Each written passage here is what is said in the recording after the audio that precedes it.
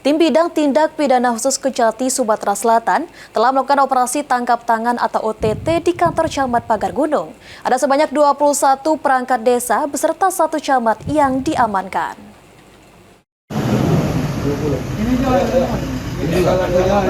Mau betino juga?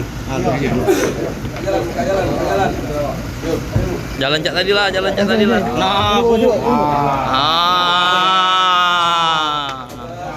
pakai baju seragam ya, Bu.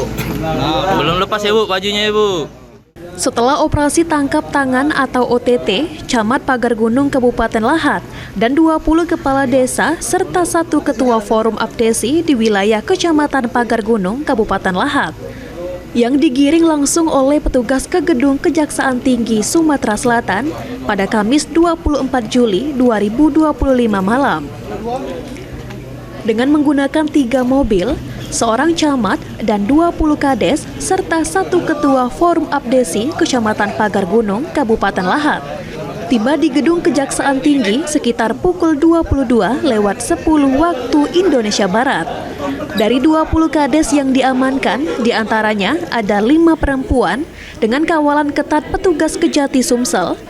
Satu persatu kades tersebut dibawa menuju ke atas Gedung Kejati Sumsel untuk dilakukan pemeriksaan. Hal ini diungkap Asisten Tindak Pidana Khusus Kejaksaan Tinggi Sumatera Selatan Adriansyah yang didampingi Kepala Seksi Penerangan Hukum Fani Yulia Ekasari membenarkan adanya Tim Bidang Tindak Pidana Khusus Kejati Sumsel telah melakukan operasi tangkap tangan atau OTT di kantor Camat Pagar Gunung yang mana menurut Aspidsus Kejati Sumsel dari tangkap tangan itu sendiri telah disita beberapa berkas penting dan uang tunai.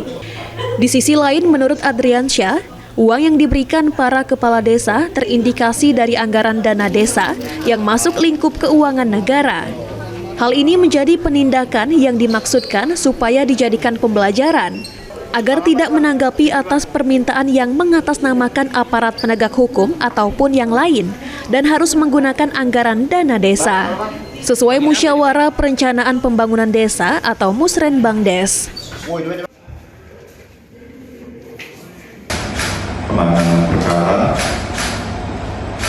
terkait dengan operasi tangkap uang yang diberikan oleh para kepala desa terindikasi dari anggaran dana desa yang masuk dalam lingkup keuangan negara. Penindakan ini dimaksudkan agar dijadikan pembelajaran, agar tidak menanggapi permintaan yang mengatasnamakan aparat penegak hukum ataupun yang lain dan harus menggunakan anggaran dana desa sesuai Musyawarah Perencanaan Pembangunan Desa atau Musrenbangdes, serta dengan ini segera meminta pendampingan kepada kejaksaan di setempat melalui program jaga desa di seksi intelijen maupun pendampingan hukum oleh bidang perdata dan tata usaha negara agar tujuannya tata kelola di desa terhindar dari praktek korupsi dalam aspek pencegahan. Hingga saat ini penyidik masih terus melakukan pendalaman terkait dugaan aliran dana kepada oknum penegak hukum serta akan menelusuri sudah berapa kali praktek seperti ini terjadi. Suryadi, PAL TV.